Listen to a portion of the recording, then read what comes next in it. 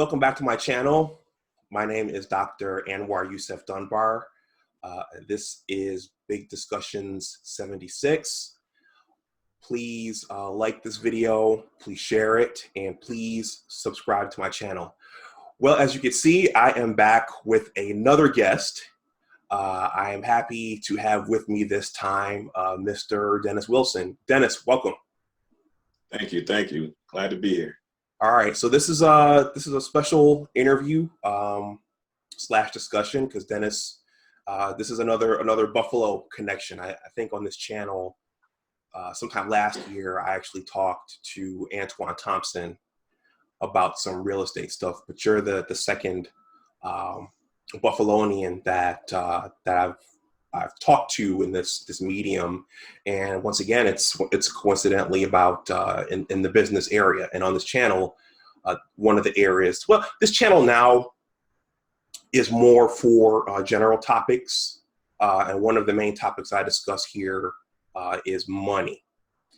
And as you'll see, Dennis is a businessman and an entrepreneur. But before we jump in, I just want to say that I know that, Dennis, I know a lot of your network is going to watch this, and I'm just going to briefly introduce myself as I'm a Buffalonian, but I feel like when I come home, I'm still a bit of an unknown. So for those of you who don't know me, I am a Buffalo native. I went to Hutch Tech, and I am a scientist. That's my 9 to 5, and from my 5 to 9, I am a blogger / writer, and now a YouTube content creator. So I have this channel, and I have a science and technology channel. So if you're interested in something like that, please go over there and subscribe. I have a sports channel, which right now has been dominated by Michigan football, since I'm a Michigan alum. And I have an entertainment and media channel, which I'm kind of still experimenting with. I talk about movies and music and stuff like that over there. So that one's still growing, but the other 3 are growing pretty fast. And before we go on, I just want to say that I'm also working on a book project. And for those of you who read my interviews, the interviews with Jason Rowe and Damian Foster and Timmy Wynn and Carlos Bradbury and Coach Pat Monty, I wrote those. Those are on my blogging platform. Wow. And those are really cool to do. People really enjoyed those. And I'm working on a book project talking about how my experience playing in the Yale Cup basically helped shape, my future.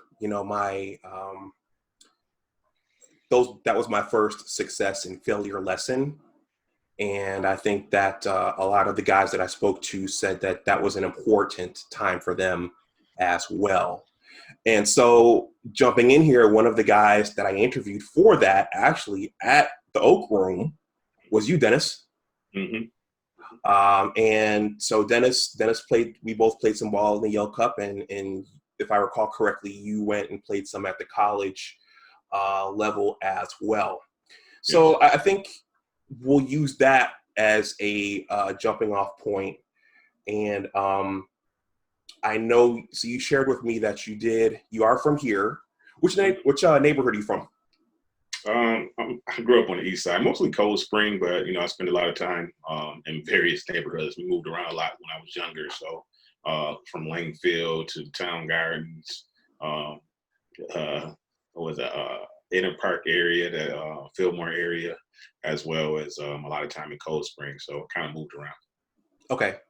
Now, your folks, were they educators or business people as well, or? Nope, just regular workers. Okay.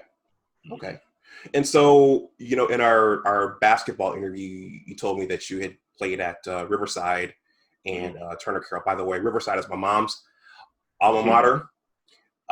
And then you also told me that you went ahead and played a little bit at Canisius too, right? Yeah, I played 2 years at Canisius, my junior and senior year. When I graduated, I still had some eligibility left, but once I graduated, I kind of left and kind of started working on life. Okay. Right. So, and when you were at Canisius, did you major in education? No, well, my bachelor's is in communication. So my initial thought was I wanted to be, I love watching ESPN, so I wanted to be like a sportscaster or whatever. Once I realized how much English and it entailed, I kind of strayed away and I got into the broadcast part of it, video production and graphic design stuff. So once I graduated, I was kind of working security, and I was just like, this is not the life. So I decided to go back to school, and I went back to get my master's in education, history in particular, and then kind of that sprung forward to a career in teaching, and it kind of went from there. Okay. So once you, here's a question here. So for and I'm sure you remember this, for our generation, our Generation X, particularly in this instance, the Black ones, leaving Buffalo, was a big deal. I left when I was 17 to go to school, and a lot of folks relocated to places like Atlanta. And as a matter of fact, they started calling Atlanta the new Buffalo for that reason, because so many folks went down there. And the same thing now is true for Charlotte. Yeah. What made you decide to stay in Buffalo, or did you leave at one point and come back, or did you stay the entire time? No, I stayed. And actually, when I went to college, I lived at home. So I actually, when I had a car, I drove to school. When I didn't have a car, I walked to Canisius College. So I stayed home because my family wasn't financially strong. So I just felt like it was better to be close to home as opposed to going away and, just not being able to get home. It just didn't, I didn't feel comfortable with the financial situation for me to leave. So I didn't feel that security blanket, you know what I mean? And I probably at that time, to me, I wasn't that person that, you could just put in a foxhole and figure it out, you know what I mean? I probably could have, but I just didn't have that experience. So I wanted to stay home. And then actually when I was young, I said I was going to go to Canisius. So it's just kind of ironic that as a third, fourth grader, I was like, that's the school I'm going to go to. And, when that time came, that's the school I attended. So was there something at that time that particularly drew you to Canisius? Had you gone to any of the basketball games or? It sounds crazy, but my mother used to go to bingo a lot at Mount St. Joe's, which is right across the street from Canisius. And so we used to walk through the campus all the time. And that was probably my first experience of a college. So walking through their campus to get to bingo on the other side of Main Street. So as you grow up, you see the students, you're like, okay, I'm gonna go there. Because that was the only college I really knew. And then as I got in high school, I went on a couple college visits, but I didn't really understand the college experience. My parents didn't finish school. I think they both went their freshman year and then they dropped out or whatever. So they really didn't explain that college experience. So I didn't understand the college experience, the options and so on and so forth. So I kind of just relied on my own experience, and my experience was walking through Canisius. So that was pretty much the extent of it. Okay.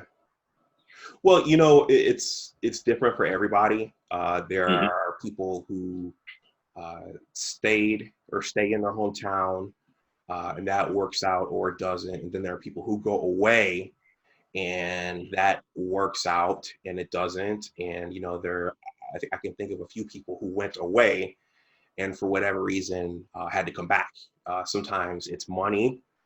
Yeah. Sometimes the person is away from home for the first time and they can't handle it. They can't handle the freedom of being able to stay out late and party and smoke and drink or do whatever, kids do when they go away to college. So it's definitely different for everybody. But I got friends that did both, I got friends that, went away and they stayed and never came back. I got friends that came right back. Friends that came back after some years, so it kind of varies. Just a lot of times it's just circumstance, I mean, you just don't know what the circumstance is. And so for me, I just felt more comfortable here my family is huge. So growing up, we had so much family love. So, that was like my whatever I leaned on. Like, I'm very close to my cousins. So, we are all around the same age. So that was my environment. That's who I hung around. So, that was my security blanket. I was very close to my brother, who was 2 years ahead of me, but he was here. So, I didn't really have any personal cousins that left. I had one cousin, he went to Geneseo, and which was like an hour away or so. So, we would drive up there and go see him, but it wasn't like he was gone, so. And I had another cousin that wound up going to RIT, Tori Logan, that you might, I don't know if you went to school with Tori. Yeah, Hush Tech, class 94. Yeah. So he was an hour away. So they were gone, but they weren't gone. And, I was still here with the family, and I was still learning myself. So for me, it was just kind of, that was probably the time where I started really branching out and learning who I am. And so I was still going through that portion of life. Okay. Yeah. I think everybody, whether, certainly it helps if your parents went to college as well, but either way, all of us have to kind of launch off and learn and maybe learn some different things than they did. And as you said, figure out who we are ourselves. But what you mentioned in terms of the money, that's a very, very important piece. And so there are a lot of students who don't think that piece out, and they pay for it later. Mm-hmm. So, and I think that, that impacts some of the things that me and you are going to talk about. So, okay, let's go a little further. So you started a career in education. First of all, do you enjoy? Is this like your life calling? At times, I'm not gonna say it's my life calling. But it's kind of developed into things, and I'm still developing as a human, as a community person.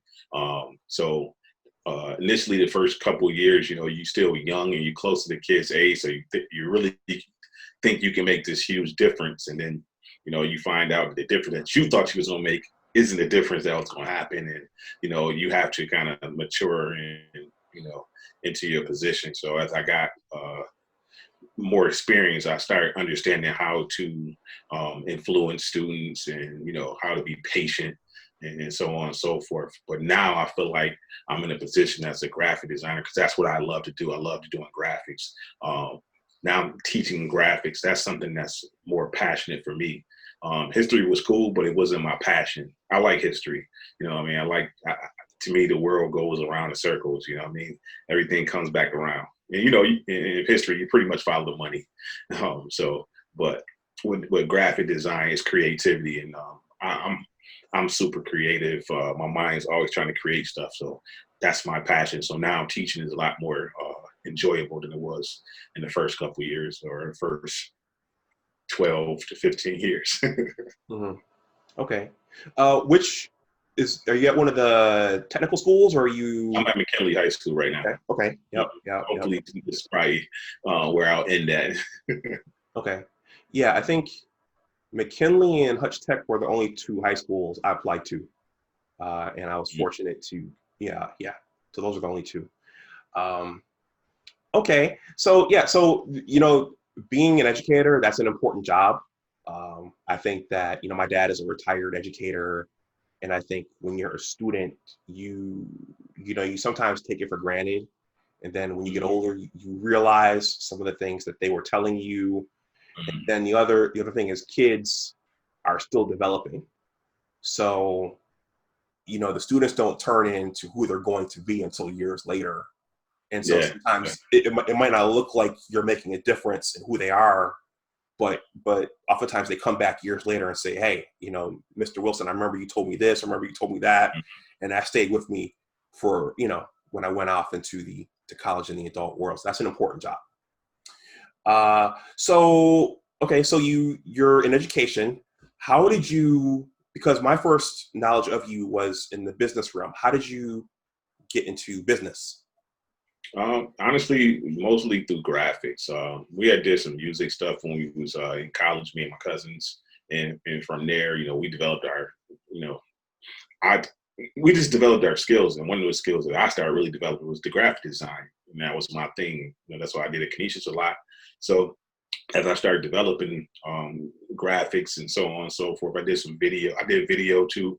I wanted to create in a graphic design company. And from there, just kind of streamlined slowly to start to branch out. And from the design company, as you start designing stuff for different people around town, you get invited to different places, and now you're part of the in crowd. You know what I mean? So I was able to be into different rooms and get different information. So obviously, part of graphics is the nightlife. So being involved in the nightlife and so on and so forth, as a creator for the visuals, that kind of allowed me just to be in the back rooms and see what's going on in nightclubs and bars and restaurants and so on and so forth. So later on, I got a chance to start doing my own events, and I was able to take the good, try to avoid the bad, and put it together. And I already had the creativity because I was designing stuff. So it kind of went from there. When I started doing my own events, they kind of blew up. And then from there, you just try to get better each year. And that's kind of what happened. So it's kind of gradually built from that graphic design on up. Okay. What were some of the venues you were like working in? Were you with what was the I did the biggest one probably was Sensations. Okay. Yep. Sensations nightclub was a Phil and Fred. I did most of their designs for probably the last couple of years. It was a club called the Basement Nightclub. I was kind of doing their stuff exclusively. And then I was doing a lot of stuff for like DJ Hassan, who obviously was, killing it at that time. He did a ton of stuff. Another person I did a lot of stuff for was Gareth Francis, who went to UB, but he lives in New York. And he's been doing parties. He was doing high school parties at that time, maybe college stuff. I can't remember exactly. I think it was college. And for the last, probably since I've started, man, I would say pretty much every year I've been doing, hundreds of stuff for him until to this day, where now he does a lot of festivals and so on and so forth. So I still do a lot of his stuff pretty much exclusively. So it was a lot of different people that I kind of did stuff for, and that kind of put me in the loop and kind of helped me grow. Okay. So you said, so when people think about starting businesses, they usually have their skill or their talent, and then they also have to learn how to actually run a business. So your skill and your passion was graphic designs, and you said that you started a company. Did you at that point, did you start an LLC or anything like that, or were you just at that time? No, we just had a DBA. We just had a DBA at the time, and kind of ran with that for a long time. We did pay taxes, and then on the actual business portion of it, but I probably didn't start an actual corporation as far as for the graphics till maybe 3 or 4 years ago. When I started getting into, I wanted to combine it with my events. And, when you bring in sponsorships and all that stuff, you kind of need better paperwork. So starting to organize a little bit better. So depending on your business and the structure, sometimes a lot of times people start a business and it's still more of a hobby. And so before you actually go full steam with all the paperwork and everything, you got to see if you like it and enjoy it. Because now you just create all this paperwork for nothing. So I try to tell people to kind of see what they like, dibble and dabble, kind of see, because what happens is a lot of people start something and they don't finish it. So see if you like it and something you enjoy, then, you start putting little pieces together and build. I try to get people to build up, as opposed to sometimes we want to start here and then we start finding out we can't do so much and we get down to here. So instead of minimizing, we want to kind of continue to grow your business as opposed to just, trying to start huge. So are you saying you recommend to start small first, or? Absolutely. I kind of encourage people to start small, because the good thing with business, you want to grow, but you don't want to you don't want to go backwards.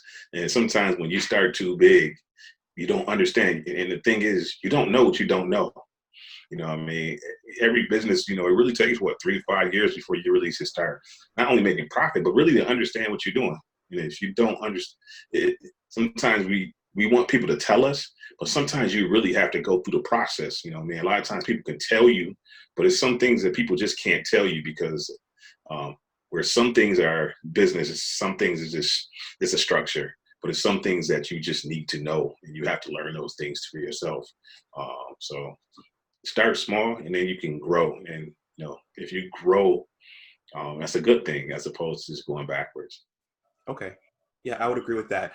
I was able to start monetizing my blogging platform about a year and a half ago, and I started my own LLC towards the end of last year. So I'm just kind of learning. I'd read about it up to that point, but I'm learning the different parts of doing that now. And I'm fortunate that I have a mentor to kind of walk me through some of this stuff, and him and his son are pretty business savvy. Are there any, as you've been learning yourself, were there any books that you read or any book titles that you particularly liked that? Nah, I'm not a reader. I hate reading, to be honest. I mean, when I say I hate reading, I'm not a literature person. I'm not like a pick up a book and read type to figure something out. I'm more of I like people and I like being creative. So the biggest thing is to being around different people with like the mentors. You said, whether it's mentors or like-minded people. Like at the Okra, my partner Kurt, we're complete opposites, but his specialty is not mine, and vice versa. So we balance perfectly. And so you have to understand your weaknesses and stuff, and so on and so forth. So whatever you do, even in your relationships, you know what I mean? So you want to have that balance, and it's stuff that you don't do. The best business owners, they hire people to do those specialty things, so you just got to understand what you like. If you give me a book to sit there and read, I'm gonna fall asleep because it's just not something I enjoy doing. It bores me. So me, I like to hands-on. We got to work it out, experience, and so on and so forth. And I like seeing examples. Okay. All right. Did you have a mentor or mentors that you could talk to as you were going along? Yes and no. In business, not so much. In business, we starting to develop our teams now, more so now that we understand what we actually looking for. The good thing is I'm pretty much well versed in my area of marketing, graphic design. In the restaurant, my partners, he's very good at finance. And then when we first started, we had Fred, who had great relationships as far as a lot of the bar industry people. So we was able to get, start something and build upon that. And then now, as in the restaurant, we almost 9-10 years later, we able to start putting teams together as far as an accountant, a lawyer, and other different people with, obviously got chefs and so on and so forth, and people who do work around the building, who when things go wrong, a roofer, what I mean, like you need all these different people and elements to kind of have a successful organization. So it's all about the team, to be honest. Okay. Well, I did read that in the Rich Dad series, that business is a team sport. Mm-hmm. So you ultimately end up needing to work with someone, to leverage someone else's knowledge set, like you said, with your partners. So that makes a lot of sense. Okay. Well, I'll tell you what. Also, it's like another thing about business, you have to understand, like you don't know when you start it, you don't know what you don't know. And that's why I encourage people to start small, because as you start to build up, you start to learn more. And then you can start seeking out the people that can help you what you need. But at the beginning, if you start this grand thing, you don't know what you need. So, now as you're growing, I need help with financial, I need help with my taxes. So you start to understand the different pieces and different things a little bit clearer and a little bit better without it being, something crazy that's going to make your business fail. Mm-hmm. Okay. All right. Well, when you first So based upon the year I graduated, the year you graduated, we're on the court at the same time when Hutch Tech played Riverside. But when you really first showed up on my radar was, I think it was on one of my trips back to Buffalo, or maybe it was on Facebook. I started seeing your flyers for events you were promoting, and you're going by Mr. D. Wilson. And so I saw that you had started promoting events and hosting events. And then how did you get into ownership of the Oak Room? How did you start that venture? Oh, that was basically an extension of the events. When I first started the events, I had an idea of what I wanted. When I was in college and probably young adult, I didn't go out as much because I didn't feel comfortable, you know what I mean? And I was still, like I said, still trying to figure out who I was. And so by the time I started creating my own events, I was able to create what I wanted, you know, where I was in control of the atmosphere. So I didn't want violence. I wanted people to dress nice. I wanted, you know, a nice look and so on and so forth. Other things, you know, I mean, that was kind of different. Not saying everybody had violence or, you know, so on and so forth. But I just had a feel that I wanted. And once I became successful at that, you know, we kind of just wanted to grow. And then I was doing some things with Kurt at the time. We was doing trips and so on and so forth. And, you know, I was always close with Fred. We had been talking about, you know, stuff. So the next step is always, to me, is ownership, you know. So we finally got the opportunity and we put it together, and me and Kurt put our resources together when we was kind of dead broke, and put everything together and you know, said we're gonna start this thing, we're gonna try it out. And then so created the Oak Room, and then now, you know, we've been able to sustain it for 9 years, and even through this pandemic, we still should be able to stay afloat once everything returns back to normal, whenever that happens. Yeah. Okay. So that's how you came into the Oak Room. And if anyone's in Buffalo for the first time, I recommend that you go over to the Oak Room for a nice, relaxed atmosphere for drinks and food. Okay. So you know, well, as I don't live here now, so you're the one Black entrepreneur that I know. I know there are several. And you seem to you have a magazine, and you seem to be active in promoting others and getting others out there and getting them recognition. Can you talk about your magazine? Yes. So with the Oak Room, with the graphics, that allowed me to meet a lot of different people and be involved in a lot of different people's careers or businesses and so on and so forth. I started my own kind of signature events. I do a Miami Nights all white affair every summer, and I do a kind of presidential all black tie thing for my birthday every in November. So with the summer event, we wind up creating a magazine. Mm-hmm. At that time, it was called the Miami Nights magazine. The magazine was really dedicated to the event, and it spotlighted small business owners in the city. It was successful. So I was like, you know what? It was successful, and what caught me was a lot of the older people, the older generation, the generation above us, really enjoyed it and liked it. So I was like, you know what? Me and the wife kind of got together and was like, yeah, we should do this. And we started putting together Panoramic Magazine. And it took about a year and a half. And then we launched it last year in January. And we just celebrated a year with the magazine. And basically, it was created to spotlight small business owners, middle-class professionals in Buffalo, and people with Buffalo roots. So like yourself, a lot of people moved away, but a lot of people were like, okay, they might not have saw you since high school, but you know, what you've been up to, you know what I mean? And so we got a chance to create some type of magazine, which is very high quality, to show what people were doing, what pitfalls, what things people had to overcome to become successful, as well as, we know, the different jobs and genres that people have. A lot of times we come to you come home and you might drive through the hood, you're like, man, nothing changed. But a lot of people have changed. Just, you know, you didn't see those people because they moved away or they gone or whatever, but those connections still the same. So our job is to connect everybody so people can see that there is a lot of people from Buffalo with Buffalo roots that are doing very well all over the country, as well as here too. So that's what Panoramic Magazine is doing, and that's what our mission is.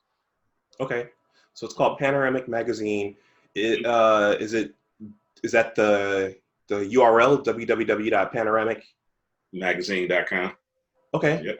Mm-hmm. All right. Yeah, Dennis, that's really good, man, because it's good to know that there are people here who are growing and thriving and building their own enterprises here. That doesn't get talked about enough, in my opinion.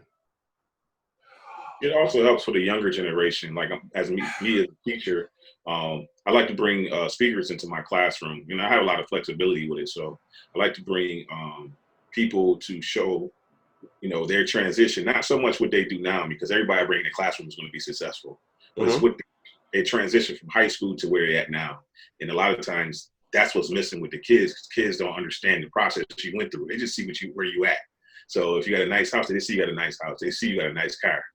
But they didn't understand everything it took for you to get that. And so what I like to do with the magazine, as well as my speaker series within my classroom, is to show for adults to come in, people that are real people. They're successful, but at the same time, they was from the hood.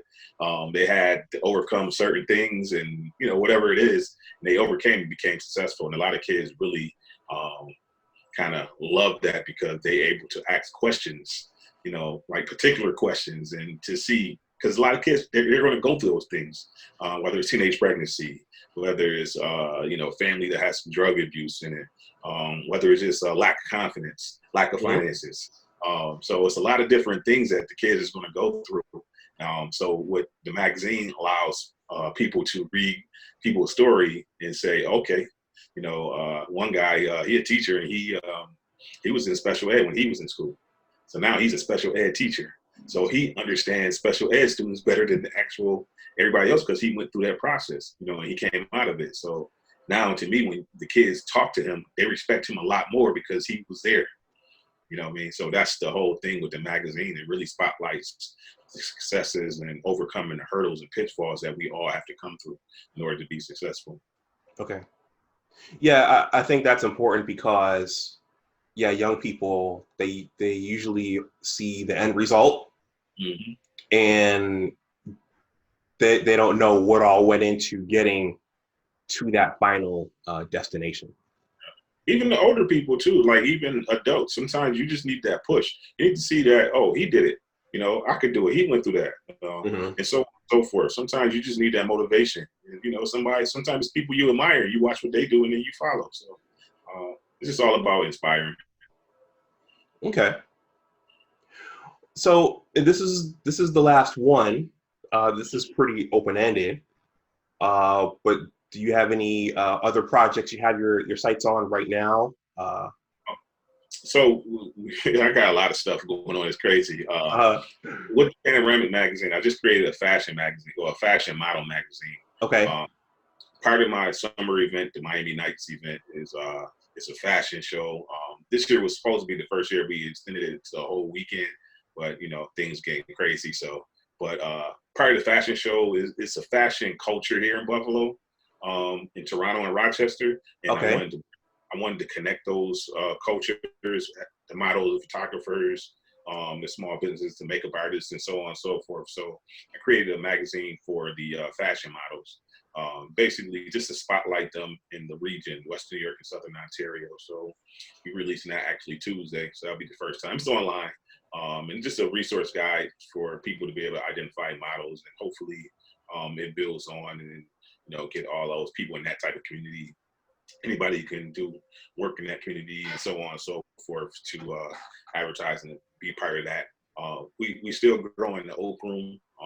This has gave us a chance to sit back and kind of take a break, because we've been going for 9 years. When this first started, man, in March, I remember being home that first Friday, me and the wife, and probably hadn't been home on a Friday night in 10 years, if I was in town. The only time I got a break is when we left town. So to be in the house, and it's like, wow, And then, Friday and Saturday just with nothing to do, no agenda, it was just, so now, we've been 2 months of it. It gave us a chance to sit back and kind of look at things from a big picture and look at our staff and, just look at our game plan for the next level, next wave of hopefully the next 10 years of the Oak Room. Okay. Wow. So you guys have been in ownership for 9 years? Yes. 9. Oh, wow. Our last event was the last day everything was open. So it was that Saturday. We had our 9th year anniversary celebration. So. Oh, wow. Well, congratulations. Thank you. Okay. So.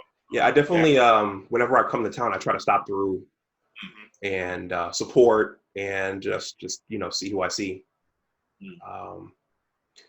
So, okay, well, Dennis, you're doing a lot of good work, and I think the other time, rebranding too. Sorry, I'm also rebranding. Go ahead, tell us about that. Sorry, so I'm rebranding. Still Mr. D. Wilson, but we started with the Dennis Wilson collection. We started with the Dennis Wilson event. So basically, I took this time to rebrand my imagery. Me launching my new website, just updating the existing website. We created some more events that we can't kind of let out, but so basically we want to create some more signature events. We have 2 huge events. The Miami Nights event holds, I think last year we had almost 2,500 people. So oh, wow. We're anticipating 3,000, but we'll see. We might have to push it back to 2021, which still would be great. So just kind of slowly but surely pushing the agendas, the events, and then pushing small business as a whole. So that's kind of the agenda with the magazine, with the collection, with my name, me and my wife, the Oak Room, and so on and so forth. So. Okay. So, well, actually a couple things. So you have a website separate from the magazine? Yeah. So what's your website? MrDWilson.com. It's MrDWilson.com. That's pretty much my event-based website. So you'll see all the events, all the pictures from the events. That's where people will go to purchase tickets when we have events. Definitely gets a lot of traffic just because of the magnitude of the events. I also have a printing website because, obviously I'm a graphic designer. I'm a minority certified graphic designer and a graphic design company. So MRDprinting.com, that's something I use for the print portion of my corporation. So it's a lot of legs to what we have, but they all kind of go one together, honestly. So kind of use the Oak Room as a hub. So we like to think of the Oak Room as a hub. So me, I'm the marketing person, liaison, and then Kurt, he's a financial guru. So he started his financial management. So one of the things we've been addressing is just the financial management, financial literacy throughout our community. So we're trying to push that too. So. Okay. Okay. Wow. So a couple of points here. So I have a lot of business content on my blogging platform, and one of the areas is branding. So what I know about branding, and maybe you could talk about why you rebranded. So rebranded, is that just making your brand fresh again, or updating it for let's say you started 9 years ago, you want to update it and refresh it for 9 years later, right? Yes. For me, what I wanted to do is I wanted to make it fresher, but I wanted to kind of it to match where I'm going with my life. Okay. So 9 years ago or 2 years ago, my first Mr. D. Wilson, whatever, I was different, you know what I mean? So now I'm a different person and I'm growing. So I wanted to get a more upscale, a more cleaner look. We was already an upscale, people would look at me and say, okay, when you come to your events, they expect them to have a nice event, nice look, so on and so forth. And I wanted to grow in that. I've been watching some other people from around the country, and I've been watching the things that they do and the different moves and different looks and imagery and so on and so forth. So I really wanted to make a clean, classy look that I can continue to grow up on. now I'm at a point where, man, honestly, be honest, in life, I feel like I accomplished everything that I really set out to accomplish. So now the goal for me is legacy. So I want when I leave this earth, that name I wanted to still go on. You know what I mean? So that's the whole goal for me. There's projects that we want to do and so on and so forth, and things that we want to do as far as financial, as far as real estate. But I want to leave a legacy when I leave here. You know what I mean? I want to have an impact on my community and my people. So part of that was cleaning up things, making it a little bit better, and just kind of just growing. So as I said, I want to grow up, and I feel like, we're growing. And every year I can honestly say that in my life that I have grew. And, I feel like I'm a lot smarter and a lot stronger and, a lot wiser. So that's where we kind of going. And, I know it's still a lot to learn, and I'm still meeting a lot of different people and, doing a lot of different things. And, it's exciting. So I'm excited about the future. Okay. All right. Well, they say we never stop learning, and we should never stop learning. So two questions. I have two more. So in terms of what's happening now, it sounds like you guys have been able to survive this quarantine / lockdown. Yes? Yeah, we managed to survive. Obviously, we still looking at we still a little quite ways from opening fires from when our city is whatever stage we supposed to be in. I think we in stage 3 or whatever, level 3. So we still quite a ways, but me and Kurt has been in constant conversation and talking and kind of envisioning what the next couple months look like, and just being on the same page. When you have partners, if you're on the same page, then obviously y'all can get things done. Right now we're really on the same page, so we see how the future goes and see how everything shakes out. So, but we're really excited about whenever it gets back to 100%. I'm not really excited about this 75% or 50%. I'm not excited about that. I'm excited about when we can get back over 100%. Yeah. Okay. Well, I think one of the teachable moments or lessons from this whole thing is that one thing business owners have to think about is the unknown, and what will happen if there's a catastrophe like this or some sort of break in the income.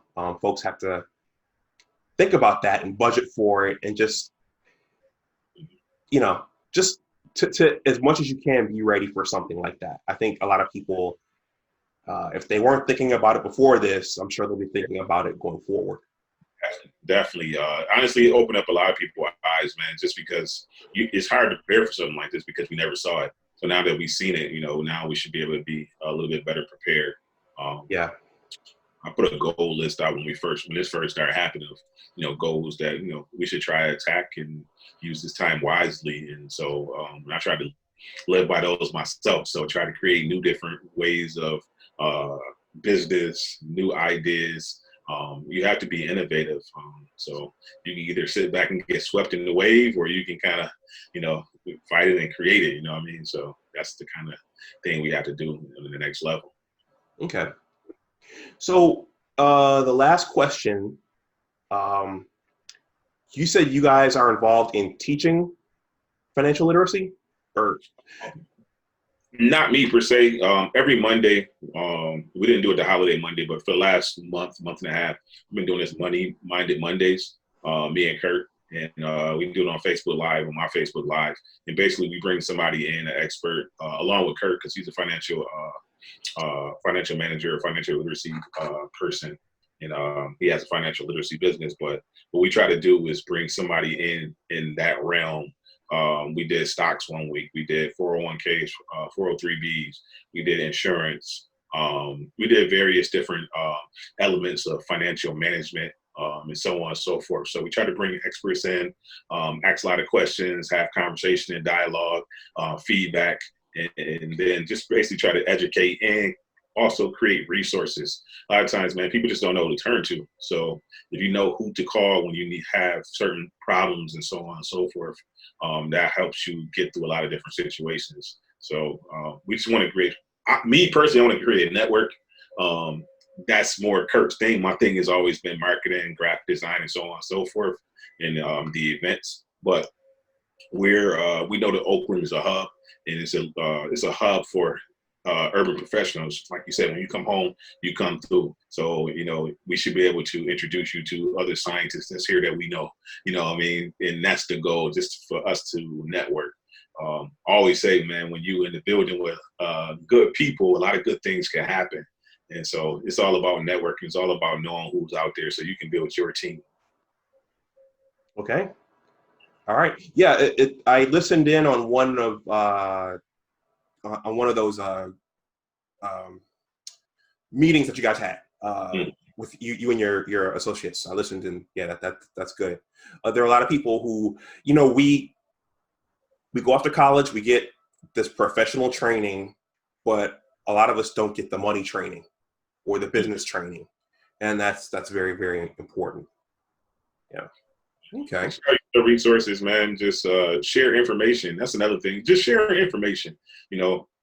Over our 9-10 years in the restaurant business, marketing and the marketing graphic design business, I coach basketball, I played basketball, traveled. So you gain a whole wealth of information, knowledge, and you just got to share that. And if you can share it, and other people won't make the same mistakes, and other people make better decisions, and they'll become successful. And the more friends we have that's successful, the better we are. Okay. Well, Dennis, that's all I've got. Is there anything else you want to say? Any parting words or? Just want to say thank you, man. Thank you for taking the time out, man. This is I really appreciate it. I love it. I love being able to share not only my story, but just push the agendas of the community, pushing being liaisons, connections. Obviously, I want to push the events, and hopefully in the future that we can get we turn that 2,500 into 5,000 people. You know what I mean? So, and when we do have those 5,000 people, not only is people having fun, but they're networking and building. So, building those teams. Mm-hmm. Where do you guys hold the Miami Nights? Buffalo Riverworks downtown on Ganson Street. Okay. This year we were supposed to do the fashion show on Sunday at 500 Pearl. So we'll see how it goes. If we can't do it, we'll be back at it next year. It'll probably be bigger than ever. So okay, I'll have to come back and check one of those out. Mm-hmm. Okay, well, Dennis, thanks for coming on. You're doing a lot of good things, and I'm just remembering that we were also we were both acknowledged in the Men Moving Forward thing. Yeah, a couple of years ago. So, right, 2012 maybe. 2013 or 14. Okay. And I think I had a triple-double against Hush Tech that year too. Oh, did you? Yeah, I think I did. We won. Okay. that was a memorable game for many reasons. Okay, so before we go, just give us your websites one more time. For events, MrDWilson.com, MRDWILSON.com, theoakroom.com, TheOakKKROOM.com, for printing, MrDPrinting.com, and panoramicmagazine.com. So, and I'm on Instagram at Mr. D Wilson. You can always follow me on Instagram or Facebook, Mr. D Wilson, Dennis Wilson Jr. So I'm always around, man. I'm always, you can find me easily. So I'm here. Okay. Yeah, and I noticed you're pretty active with the Instagram, so I need to get a consultation from you because I haven't mastered it yet. Oh, man, you got to stay on it, man. Just post. Okay. Well, everyone, thank you for watching. Please let me know if you have any questions or comments in the comment section below. And I'll leave Dennis's links in the description box below as well. Please like this video. Please share it, and please subscribe to my channel. And as always, remember that your attitude determines your altitude. Take care, and we will talk to you the next time. Bye-bye.